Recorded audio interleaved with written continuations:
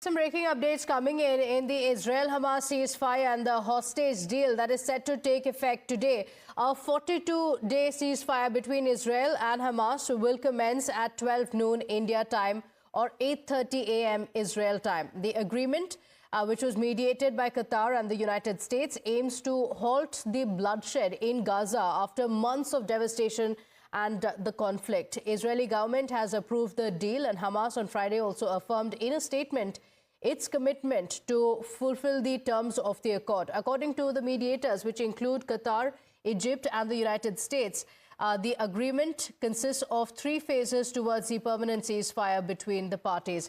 We have breaking updates coming in, but before this ceasefire, Israeli Prime Minister Netanyahu's office has said that Israel will not go ahead with the ceasefire until Hamas shares the list of hostages who will be released. Netanyahu also said that Israel will not tolerate any violation of the agreement. Senior consulting editor Srinjoy Chaudhary on the broadcast with us.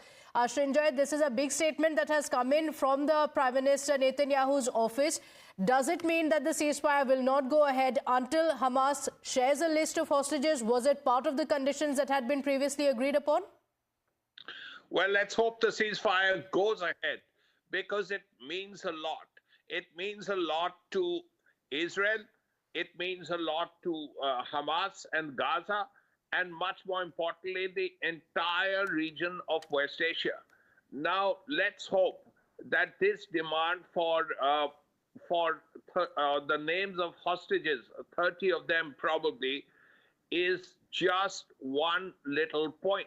Now, it is important for Israel to know who the hostages that are being released are.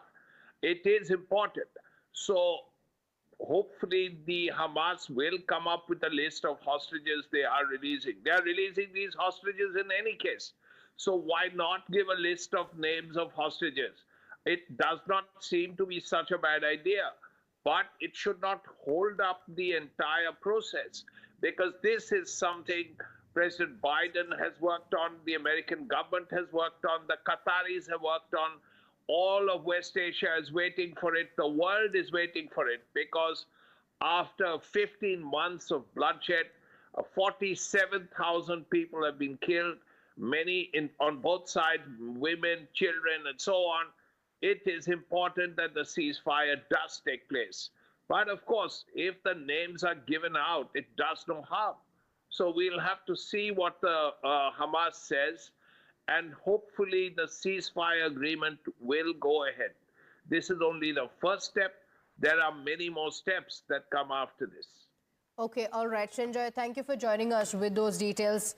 The ceasefire is going to be very significant, but hours ahead of that, this is the statement that has come in from Netanyahu's office.